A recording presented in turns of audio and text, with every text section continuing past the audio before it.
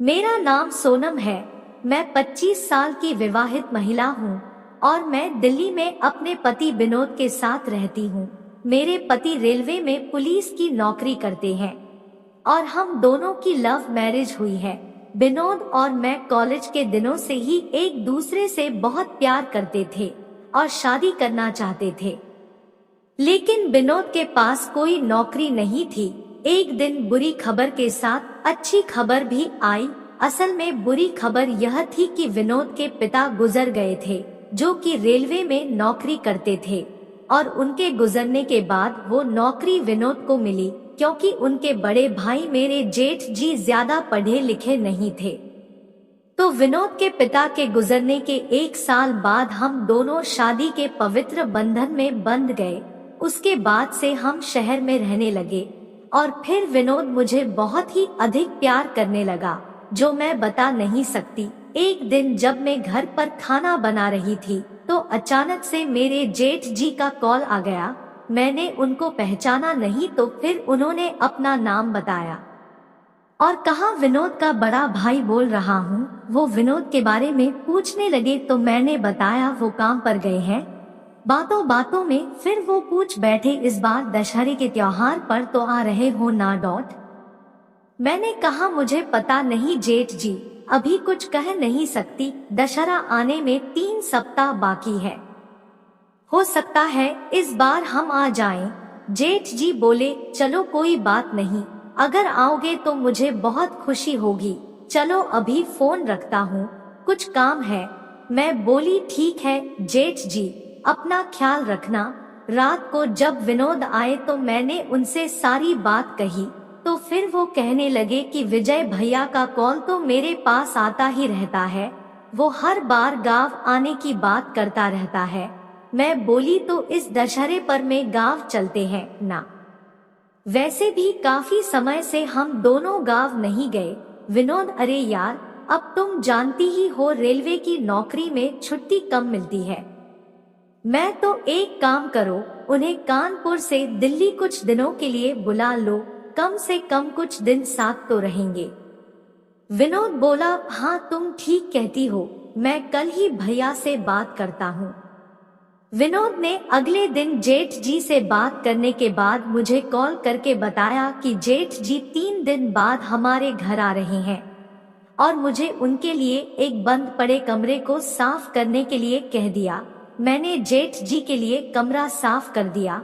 फिर वो जब दूसरे दिन आ गए तो मैंने पैर छूकर उनका आशीर्वाद लिया, फिर उनसे चाय पानी का पूछा। दोस्तों, मैं आपको बता दूं कि मेरे जेठ जी की शादी हो चुकी थी, लेकिन बहुत पहले उनकी बीवी किसी दूसरे के साथ भाग गई थी। उसके बाद उन्होंने दूसरी शादी नहीं की। फिर मैंने जेठ जी को उनका कमरा दिखा दिया। मैंने मुकेश को भी उनके आने की खबर दी और फिर खाना बनाने लगी। इतने में वो नहाने के लिए चले गए। उस समय शाम के करीब 4 बज रहे थे और मैं खाने की टेबल पर उनके लिए खाना लगा रही थी। वो नहाकर आ गए और मैं खाना परोसने लगी। वो बोले तुम नहीं खाओगी, सिर्फ मेरे लिए क्यों परोस रही हो? मैं बोली मैं नहाने के बाद खाऊंगी, आप खा ले, और कुछ चाहिए तो बोल दीजिएगा। वो बोले नहीं, तुम नहा लो, मैं खुद से ले लूंगा। फिर मैं नहाने के लिए चली गई।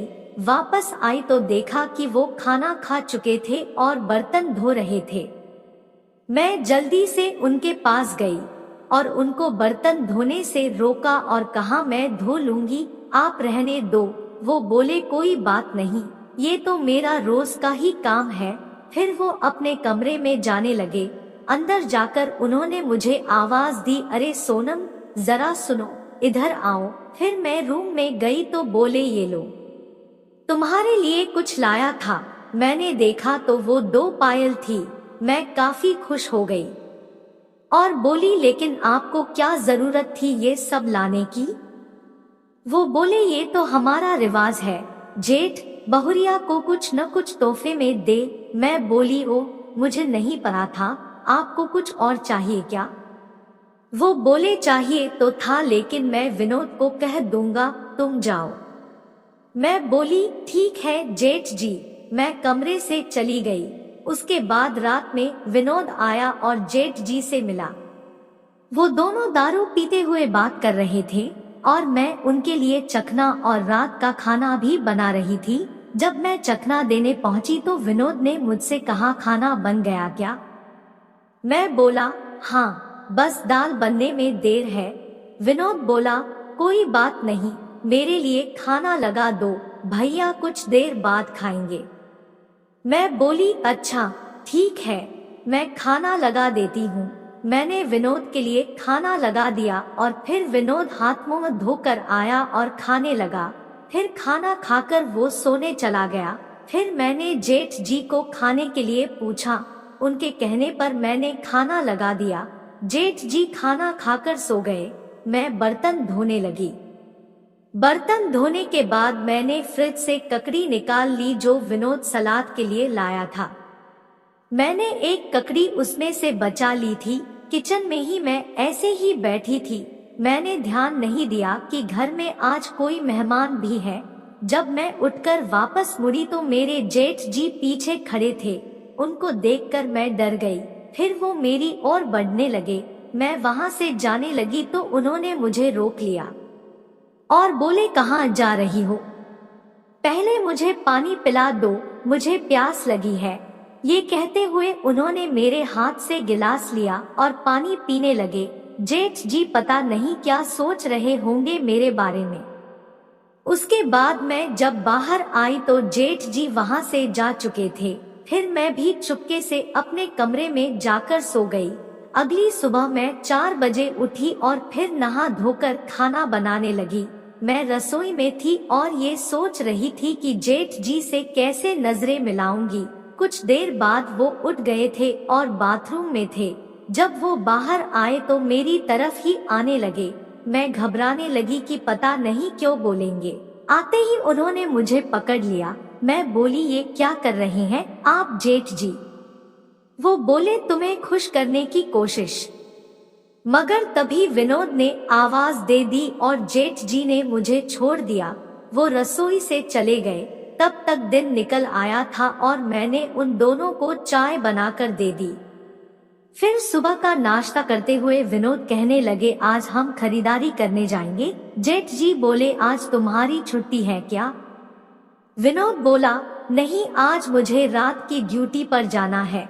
ये सुनकर जेठ जी के चेहरे पर एक मुस्कान फैल गई, जिसका मतलब मैं समझ गई थी। फिर सब ने नाश्ता खत्म किया और हम लोग खरीदारी करने के लिए निकल गए।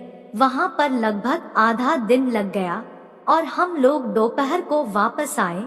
वापस आने के बाद मैंने थकी हालत में ही दोपहर का खाना बनाया और फिर सब खाना खाकर आराम करने लगे। 2 से 3 घंटे की नींद निकली। तब तक शाम के 5 बज चुके थे। विनोद अपनी ड्यूटी की तैयारी करने लगे। 6 बजे वो ड्यूटी के लिए निकल गए।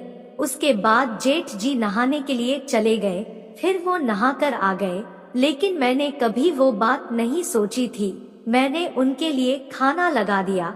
वो बेड पर बैठकर खाना खाने लगे। मेरी नजर वहीं पर अटकी हुई थी कि एकदम से उन्होंने मुझे देखा और मैंने नजर नीचे कर और रोटी लाकर रख दी। मैंने जाते हुए उनका चेहरा देखा तो वो हल्के से नीचे मुस्कुरा रहे थे। उनकी मंशा तो सवेरे से सवेरे ही मैं समझ चुकी थी।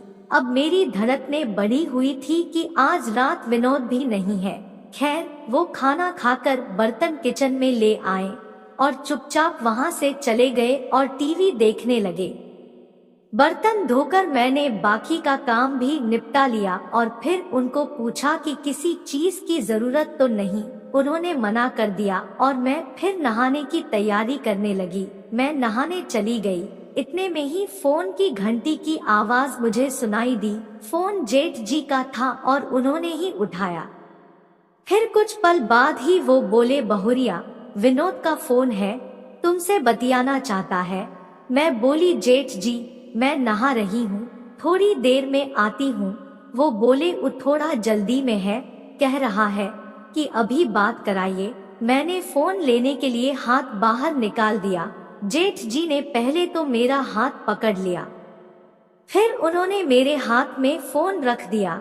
मैंने विनोद से बात की तो पता चला कि वो मेरी तबीयत के बारे में पूछ रहे थे, तो मैंने कहा कि मैं तो ठीक हूँ। फिर उन्होंने फोन रख दिया और मैंने हाथ बाहर निकालकर फोन जेठ जी को दे दिया। मैं थोड़ी हैरान थी कि विनोद ने अचानक ऐसा क्यों पूछा। अब फोन लेते हुए भी उन्होंने मेरे को वही किया। मेरे मन में अब दुविधा सी होने लगी। फिर पीछे मुड़कर देखा तो जेठ जी थे। वो बोले, शर्म छोड़ दो और अपने मन से पूछो कि वो क्या चाहता है। मैंने फिर से चेहरा नीचे कर लिया। फिर उन्होंने मेरे साथ वो सब किया। फिर वो सब के बाद मैं अपने कमरे में जाकर लेट गई। रात के 11 बजे के करीब जेठ जी फिर मेरे कमरे में आ गए और मेरे साथ दूसरी पारी खेलने लगे, जो कि काफी लंबा मैच चला। ये वाला मैच लगभग 30 से 40 मिनट तक चला। फिर बाद में उन्होंने बताया कि कैसे उन्होंने विनोद को फोन करके मेरी तबीयत का बहाना बनाया था। ये सब उनकी ही चाल थी। सुबह विनोद के आने से पहले हम दोनों अलग अलग हो गए। लेकिन दोस्तों, एक बात तो मैं जरूर कहूंगी कि जेठ जी के जैसा मैच विनोद जी नहीं खेल पाते थे। दोस्तों, हमारी कहानी कैसी लगी जरूर बताएं और हमारे चैनल पर नए हो तो हमारे चैनल को सब्सक्राइब करें। धन्यवाद।